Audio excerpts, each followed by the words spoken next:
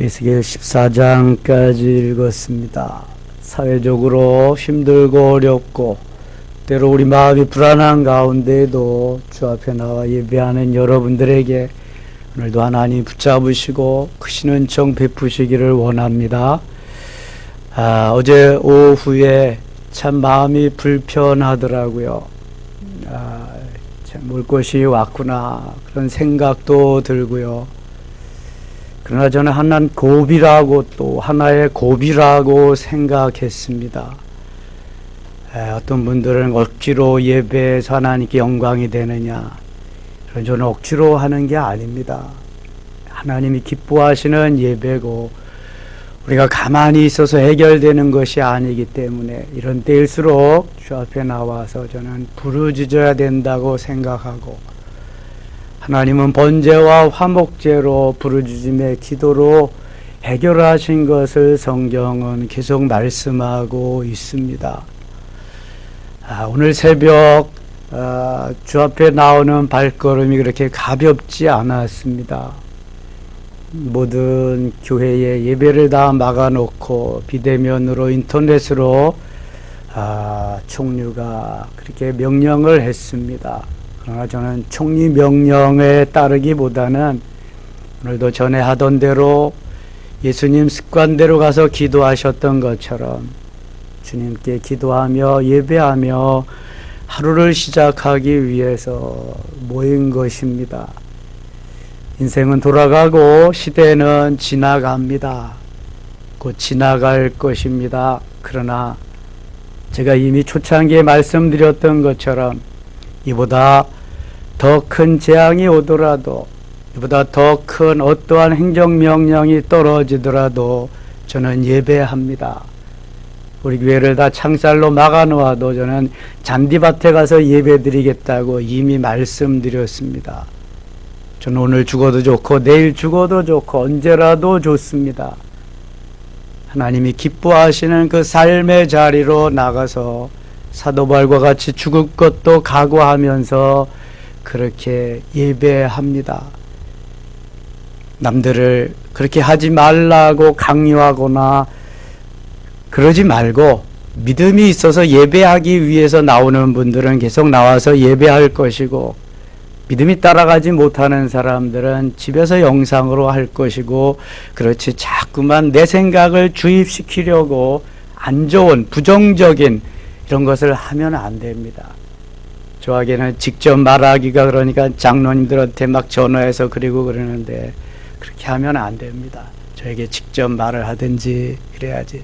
저는 생명을 걸고 이미 예배 드린다고 말씀드렸습니다.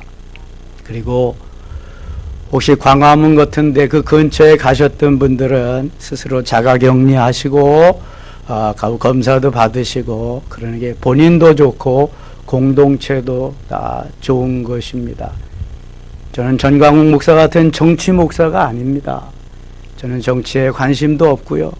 그저 하나님 기뻐하는 예배 생활, 하나님 기뻐하는 우리 성도들의 삶이 되기를 위해서, 오늘도 이 나라와 이 민족을 위해서, 우리의 국가 공동체, 교회 공동체를 위해서, 하나님의 나라가 이 땅에 임하기 위해서 기도하며 가는 작은 목사일 뿐입니다. 오늘도 하나님은 우리와 함께 하시고요, 우리를 통해서 영광을 받으시기를 원하십니다. 이스라엘 백성들이 멸망하고 유대가 멸망한 것은 저들의 죄악 때문입니다. 재앙이 오는 것은 죄악 때문이지 결코 잘해서가 아닌 것입니다. 회개하고 돌이키고 주 앞에 나와서 오늘도 주님 앞에 우리의 마음을 드려야 됩니다. 여러분 불안해하지 마시고요. 인생이 한 번 사는 겁니다. 비겁하게 살지 마시고요. 하나님 말씀에 의거해서 오늘도 순종하면서 나의 연한은 주님의 손에 달려 있습니다. 그러나 지킬 것은 지켜야지요. 무대뽀로 하는 건 하나님이 기뻐하지 않습니다. 한 사람의 통찰력이, 한 사람 한 지도자의 그러한 해안이 얼마나 중요한 것을 오늘도 우리는 보게 됩니다. 목사는 목회하는 사람이 목사입니다. 정치하는 사람을 목사라고 하지 않습니다. 그것을 위해서 기도하며 오늘도 앉은 자리에서 금식하면서 하나님 앞에 아래에 있는 진정한 목사야가 돼야지 선동적으로 그렇게 하는 건 바람직하지 않다고 생각합니다. 하나님 오늘도 우리를 통해서 원하시는 게 뭡니까? 내가 나를 만나고 나를 통해서 하나님의 나라를 이 땅 위에 임하게 하는 것입니다. 여러분 보시고 아시다시피 교회의 신뢰가 다 무너졌습니다. 신천지보다 지금 더하다고 그럽니다. 전국적으로 확산되어 가는 모습이 정말 무섭게 번져가고 있습니다. 한 사람의 바른 판단력만 있었다면 이렇게까지 되지는 않았을 텐데 정말 무모한 그러한 짓이었다고 생각이 되어집니다. 여기에도 하나님의 깊은 뜻이 있겠지요. 다만 우리는 오늘도 모여서 기도할 뿐 하나님은 어떻게 말씀하시는가, 하나님은 이 시대에 우리에게 어떻게 하기를 원하시는가를 조명받고 살아야 됩니다. 이미 코로나 초창기에 저는 선포했습니다. 그리고 우리 성도들 80% 이상이 하늘의 언어를 경험하고 이미 성령 충만을 경험했습니다. 하나님께서 그래서 일찍부터 그 어려운 시대에 우리는 1시간 기도 특공대를 만들게 하시고 기도하게 하셨고 하늘의 언어를 확진시켜 주시면서 그렇게 하셨구나. 이게 하나님이 다 하신 거구나. 하나님이. 어제 저녁에 저녁 기도 엎드리니까 눈물밖에 나오는 게 없더라고요. 하나님 어떻게 교회가 이 정도까지 됐습니까? 대한민국 교회가 어떻게 여기까지 왔습니까? 하나님 어떻게 하시렵니까?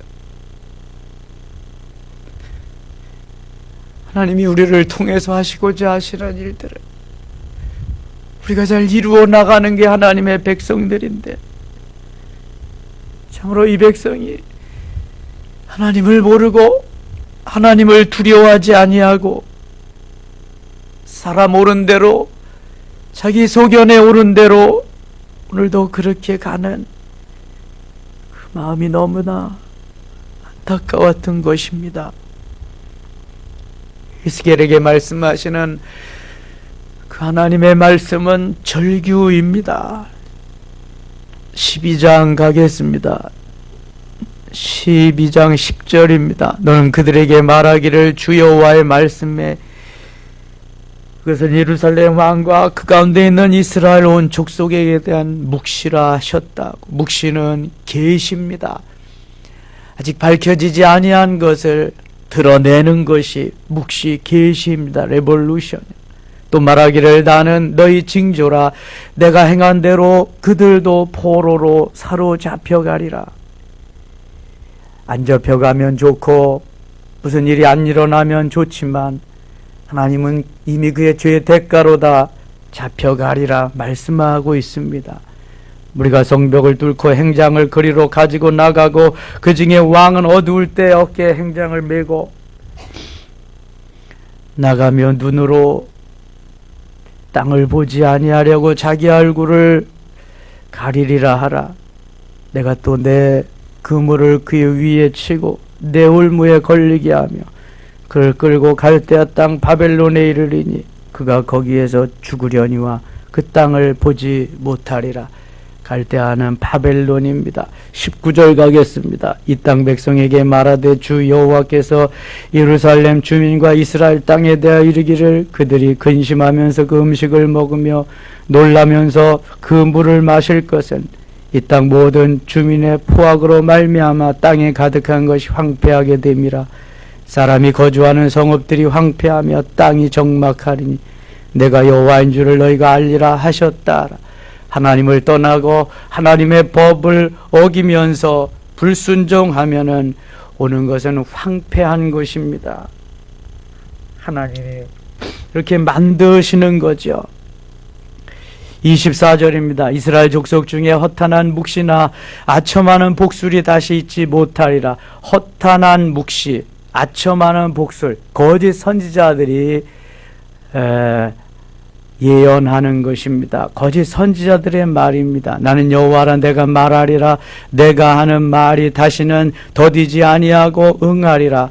반역하는 족속이여, 내가 나의 생전에 말하고 이루리라. 나 주 여호와의 말이라 하셨다라. 27절, 인자 이스라엘 족속의 말이 그가 보는 묵시는 여러 날 후의 일이라. 그가 멀리 있는 데에 대하여 예언하였다 하였느니라. 그러므로 너는 그들에게 이르기를, 주 여호와의 말씀에 나의 말이 하나도 다시 더디지 아니할지니 내가 한 말이 이루어지리라. 나 주 여호와의 말이라 하셨다. 하나님의 말씀은 하나도 1.1획도 변함없이 그대로 이루어지리라고 하는 말씀입니다. 그런데 거짓 선지자들은 그렇지 않다고 말합니다. 그러나 그들에게도 종말이 올 것을 13장에 말씀합니다. 3절입니다. 13장 3절, 주 여호와의 말씀에 본 것이 없이 자기 심령을 따라 예언하는 어리석은 선지자에게 화가 있을진저. 본 것이 없다. 하나님이 말씀하지 않고 하나님의 환상을 보지 않고 자기 마음대로 자기 생각대로 예언하는 선지자, 거짓 선지자입니다. 이스라엘이 나의 선지자들은 황무지에 있는 여우 같으니라. 이스라엘아, 나의 선지자들은 황무지에 있는 여우 같다. 여우는 하루 저녁에도 12번을 변신한다지요. 가짜라는 거지. 너희 선지자들이 이 성 무너진 곳에 올라가지도 아니하였으며 이스라엘 족속을 위하여 여호와의 날에 전쟁에서 견디게 하려고 성벽을 수축하지도 아니하였느니라. 여호와께서 말씀하셨다고 하는 자들의 허탄한 것과 거짓된 점괘를 보며 사람들에게 그 말이 확실히 이루어지기를 바라게 하거니와 그들은 여호와가 보낸 자가 아니라 하나님이 보내지도 않았는데 보낸 것처럼 거짓말을 하고 가서 저들을 유혹한다는 것입니다. 7절, 너희가 말하기를 여호와의 말씀이라 하여도 내가 말한 것이 아닌즉 어찌 허탄한 묵시를 보며 거짓된 점괘를 말할 것이 아니냐. 시대가 힘들어지고 어려워지고 신뢰를 잃어버리면 하나님의 진실한 그러한 말씀보다는 거짓 선지자들의 유혹에 넘어가서 거기에 빠지기가 쉽다는 것입니다. 거짓 선지자들을 참 진리의 선지자들을 찾아보기도 어렵지만 거짓 선지자들이 이렇게 판을 치는 시대가 온다는 것입니다. 8절, 그러므로 주 여호와께서 이같이 말씀하셨느니라. 너희가 허탄한 것을 말하며 거짓된 것을 보았은즉 내가 너희를 치리라. 여호와의 말씀이니라. 그러나 이 거짓 선지자들은 언젠가는 하나님이 다 손을 보십니다. 하나님이 가만두시지 않는다는 것입니다. 9절, 그 선지자들이 허탄한 묵시를 보며 거짓 것을 점쳤으나 내 손이 그들을 쳐서 내 백성의 공회에 들어오지 못하게 하며 이스라엘 족속의 호족에도 기록되지 못하게 하며 이스라엘 땅에도 들어가지 못하게 하리니 너희가 나를 여호와인 줄을 알리라. 10절 같이 읽을게요.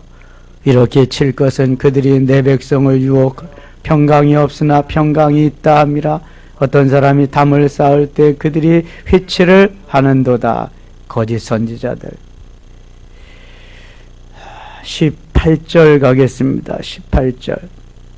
이르기를 주 여호와의 말씀에 사람의 영혼을 사냥하려고 손목마다 부적을 꿰어매고 키가 큰 자나 작은 자의 머리를 위하여 수건을 만드는 여자들에게 화 있을진저.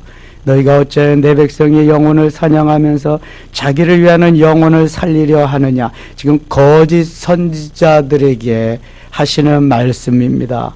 19절 같이 읽을게요. 너희가 두어 엉큼 보리와 두어 조각 떡을 위하여 나를 내 백성 가운데서 욕되게 하여 거짓말을 고지 듣는 내 백성에게 너희가 거짓말을 지어내 죽지 할 영혼을 죽이고 살지 못할 영혼을 살리는도다. 저는 신학교에서 공부할 때 신대원에서 예배학, 설교학 공부할 때 이 말씀을 귀에 딱지가 않도록 그렇게 들었습니다. 두어 움큼 보리와 두어 조각 떡을 위하여 나를 내 백성 가운데서 욕되게 하며 목구멍에 풀칠하기 위해서, 먹고 살기 위해서 목회를 하지 말라는 것입니다. 만일 그렇다면 그만두고 가서 다 사업을 하고 장사를 하고 돈을 벌지. 목회자는, 하나님의 사람은 먹을 것 때문에 그렇게 살면 안 된다는 것입니다. 점점 시간이 지나면서 요즘은 목회자들의 한가리 정신이 없습니다. 옛날에는 우리가 신학생 시절에는 목사가요, 선호도가 20몇 위였습니다. 이발사 다음에 목사였습니다. 그런데 요즘은 그 헝가리 정신이 다 없어지고요. 그래도 목사도 꽤 괜찮은 직업 중에 하나로 그렇게 등장하고 있습니다. 목사는 직업이 아닙니다. 그는 소명, 사명이 아니면 할 수 없는 일이기도 합니다. 모든 화살을 다 받아야 할 때도 있고요. 누명을 다 써야 할 때도 있고요. 누구에게 한마디 말을 할 수도 없는 그러한 형편에 있을 때도 있습니다. 속이 썩어 문드러지기를 수없이 해야 되고요. 대할도 없는 것 같이 살아야 될 때도 있고요. 고난의 터널을, 깊은 산을 넘으면서, 골짜기를 걸으면서, 사막을 걸으면서 하나님과 1대1의 관계를 가지면서 그렇게 살아가야 할 때도 너무너무 많은 것입니다. 그러나 영혼을 사냥하면서 겨우 한 끼 먹고 살기 위해서 그렇게 목회를 해서는 안 된다는 것입니다. 너희가 두어 웅큼 보리와 두어 조각 떡을 위하여, 이것은 연명하기 위해서, 먹고 살기 위해서입니다. 나를 내 백성 가운데서 욕되게 하여 거짓말을 고지 듣는 내 백성에게 너희가 거짓말을 지어내어 죽지 아니할 영혼을 죽이고 살지 못할 영혼을 살리는도다. 하나님의 뜻과는 완전히 반대되는 방향으로 그렇게 이끌고 간다는 것입니다. 교회가 다 교회가 아닙니다. 주의 종이 다 주의 종이 아닌 것입니다. 이러한 거짓 선지자가, 이러한 목회자가 옛날부터 계속해서 지금까지도 있다는 것입니다. 큰 교회가 좋은 교회가 아닙니다. 그렇다고 작은 교회가 아름답고 좋은 교회가 아닙니다. 하나님의 교회는 건강한 교회가 좋은 것이요, 하나님의 교회는 하나님이 통치하시고 하나님이 인도하시며 내 소견에 옳은 대로가 아니라 하나님이 말씀하시는 대로 그렇게 따라가는 교회, 그러한 성도들이 있는 교회, 건강한 교회가 좋은 교회입니다.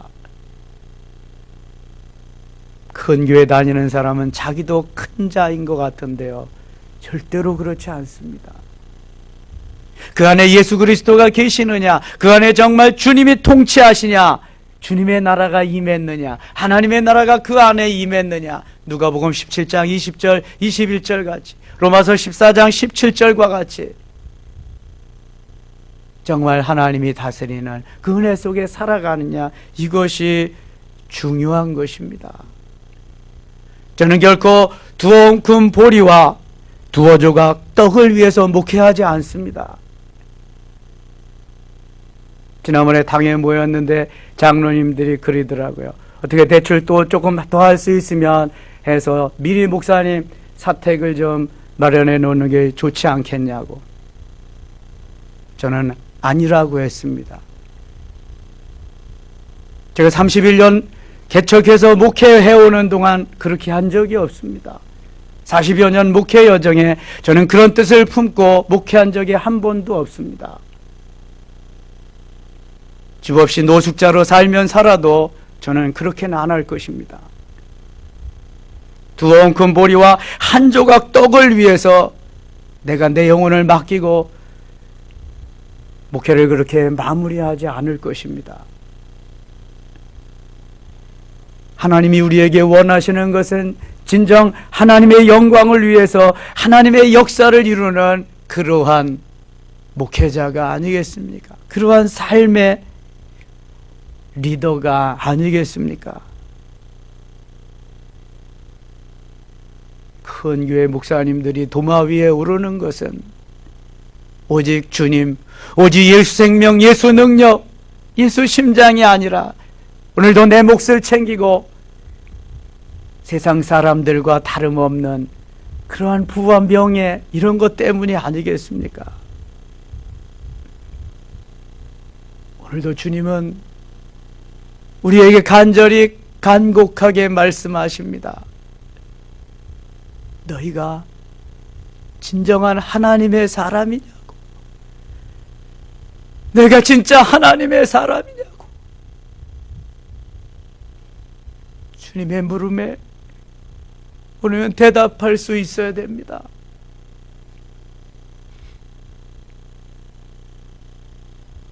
20절 보면은 그러므로 나 주 여호와가 이같이 말하노라. 내가 새를 사냥하듯 영혼들을 사냥하는 그 부적을 내가 너희 팔에서 떼어버리고 너희가 새처럼 사냥한 그 영혼들을 능히 주며 도와주며 영혼을 사냥하고 자기야 잘 먹고 잘 살기 위해서 두꺼운 큰 보리와 한 조각 떡을 위해서 영혼을 아랑곳 없이 팽개쳐버리고 자기 안위를 위해서 사는 목회자가 있다면 그는 목회자가 아닙니다. 주의 사자가 아닙니다. 하나님이 원하시는 삶은 오늘도 하나님을 기쁘시게 하는 진정한 하나님의 사람이지요. 21절 같이 읽겠습니다. 또 너희 수건을 찢고 내 백성을 너희 손에서 건지고 다시는 너희 손에 사냥 되지 아니하리니 내가 여호와인 줄을 너희가 알리라. 하나님을 하나님 되게 하고 교회를 교회 되게 하는 일은 얼마나 중요한 일인지 모릅니다. 나 또한 하나님의 사람다운 하나님의 사람 되는 것이 중요하지요. 하나님이 인정해주는 하나님의 사람. 23절입니다. 너희가 다시는 헛한 묵시를 보지 못하고 정복도 못할지라 내가 내 백성을 너희 손에서 건져내리니 내가 여호와인 줄을 너희가 알리라. 하나님께서 건져내시고 하나님께서 인도하시리라. 하나님이 하시리라는 말씀입니다. 14장 가겠습니다. 14장 4절입니다. 그런즉 너는 그들에게 말하 이르라. 나 주 여호와가 말하노라. 이스라엘 족속 중에 그 우상을 마음에 들이며 죄악의 걸림돌을 자기 앞에 두고 선지자에게로 가는 모든 자에게 나 여호와가 그 우상의 수요대로 보응하리니 이는 이스라엘 족속이 다 그 우상으로 말미암아 나를 배반하였으므로 내가 그들이 마음먹은 대로 그들을 잡으려 함이라. 12절 가겠습니다. 12절. 여호와의 말씀이 또 내게 임하여 이르시되 인자야 가령 어떤 나라가 불법을 행하여 내게 범죄하므로 내가 손을 그 위에 펴서 그 의지하는 양식을 끊어 기근을 내려 사람과 짐승을 그 나라에서 끊는다 하자. 14절 같이 읽어요. 비록 노아, 다니엘, 욥 이 세 사람이 거기에 있을지라 그들은 자기의 공의로 자기의 생명만 건지리라. 나 주 여호와의 말이니라.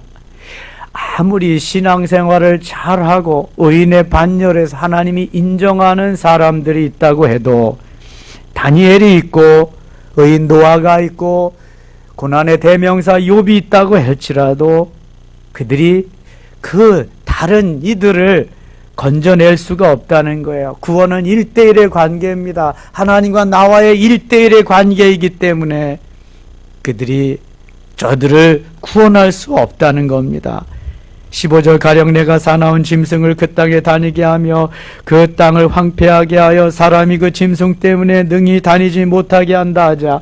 비록 이 세 사람이 거기에 있을지라도 이 세 사람은 14절에 나오는 노아, 다니엘, 욥입니다. 노아는 의인의 대표자, 다니엘은 불굴의 신앙, 믿음의 대표자, 욥은 고난의 대표자. 하나님이 기뻐하시는 그 어려움을 다 뚫고 이겨낸 그러한 사람들이죠. 정말 이런 사람들이 어디 있을까요? 그러나 이 세 사람이 다 총동원될지라도 거기에 있을지라도 나의 삶을 두고 맹세하노니 그들도 자녀는 건지지 못하고 자기만 건지겠고 그 땅은 황폐하리라. 주 여호와의 말씀이니라. 노아도 다니엘도 욥도 자기만 건질 뿐, 자기만 구원받을 뿐, 자기 자녀도 건지지 못하리라. 왜 그렇습니까, 여러분? 구원은 1대1입니다. 하나님과 나와의 만남의 그 시작, 그 시점, 하나님과 나와의 만남이 없으면 구원은 이루어지지 않는 것입니다. 내가 예수 그리스도를 나의 구원의 주님으로, 하나님의 아들로, 메시아로, 나의 죄를 용서하신 분으로 영접하고요, 믿어야 되고요, 시인해야 됩니다. 이게 안 되면 아무리 능력 있고 권세가 있어도 안 된다는 것입니다. 17절 가령 내가 칼이 그 땅에 임하게 하고 명령하기를 하라. 그 땅에 돌아가리라 하고 내가 사람과 짐승을 거기에서 끊으리라 하자. 비록 이 세 사람이 거기에 있을지라도 나의 삶을 두고 맹세하노니 그들도 자녀는 건지지 못하고 자기만 건지리라. 나 주 여호와의 말씀이. 이거 계속해서 말씀하십니다. 20절 비록 노아 다니엘 욥이 지키에 거기에 있을지라도 나의 삶을 두고 맹세하노니 그들도 자녀는 건지지 못하고 자기의 공의로 자기의 생명만 건지리라. 여호와의 말씀이니라. 아무리 대단하고 엄청난 사람이라도, 그래서 자녀들까지라도 1대1로 하나님과의 만남의 시간이 있어야, 그래야 구원을 받을 수 있다. 욥도 노아도 다니엘도 자녀들도 자녀들 자기가 마음대로 구원시키고 건질 수 없다는 말씀이죠. 21절 주 여호와께서 이같이 이르시되 내가 나의 4가지 중한 법 곧 칼과 기근과 사나운 짐승과 전염병을 예루살렘에 함께 내려 사람과 짐승을 그 중에서 끊으니 그 해가 더욱 심하지 아니하겠느냐. 자, 여러분 21절 다시 주목해 보세요. 주 여호와께서 이같이 이르시되 내가 나의 4가지 중한 벌 곧 칼과 기근과, 칼은 전쟁이지요. 기근은 먹을 것이 없이 재난이 오는 거죠. 한재가 계속 심하고 재난, 기근, 사나운 짐승들이 와서 다 사람들을 해치는 거예요. 전염병을 예루살렘에 함께 내려. 전염병 4가지. 다윗이 인구조사를 하고 하나님께 책망을 받습니다. 하나님이 다윗에게 그렇게 묻습니다. 너는 7년 기근의 세월을 갖겠느냐? 아니면 3개월 동안 대적에게 쫓겨다니면서 유랑생활을 할 것이냐? 아니면 3일 동안 전염병으로 그렇게 고통을 당할 것이냐? 사무엘하 24장의 말씀입니다. 24장 13절 그때 다윗이 선택한 것은 7년 기근, 7년 동안 백성이 먹지 못하고 굶어 죽는다고 해보세요. 지도자로서의 그 고통은 이루 말할 수가 없는 것입니다. 3개월 동안 적군에게 쫓겨다니면서 산다고 해보세요. 사울에게 쫓겨다닌 세월이 얼마예요? 아들 압살롬에게 쫓겨다닌 세월이 얼마예요? 치가 떨리는. 그래서 그가 선택한 것은 가장 짧은 날 3일. 그 재앙으로, 그 전염병으로, 그 온역으로 7만 명이 죽습니다. 지도자가 이렇게 중요한 거예요. 지도자 한 사람의 통찰력, 판단으로 인해서. 그때 다윗이 하나님 앞에 번제를 드리고 화목제를 드리며 부르짖어 기도하면서 재앙이 멈추는 것을 보게 됩니다. 분명히 말씀하십니다. 하나님은 칼이 임할 것이다, 기근이 임할 것이다, 사나운 짐승이 임할 것이다, 전염병이 임할 것이다. 거짓 선지자들의 말을 듣지 마라. 23절 읽고 마치겠습니다. 23절입니다.